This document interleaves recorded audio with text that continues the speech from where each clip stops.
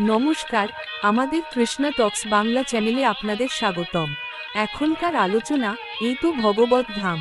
অনেকেই ভাবে ভগবত ধাম বুঝি কোনো দূরের জায়গা, কিন্তু গীতা বলে ভক্তের হৃদয়েই সেই ধাম জেগে ওঠে।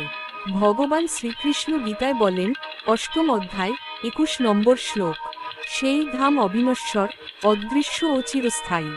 যেখানে অহংকার নেই, আছে শুধু কৃষ্ণপ্রেম, সেখানেই তো ভগবত ধাম প্রকাশ পায়। এই তো ভগবত ধাম তোমার অন্তরেই। চ্যানেলটি ভালো লাগলে একটা লাইক, কমেন্টস এবং সাবস্ক্রাইব করে দিবেন।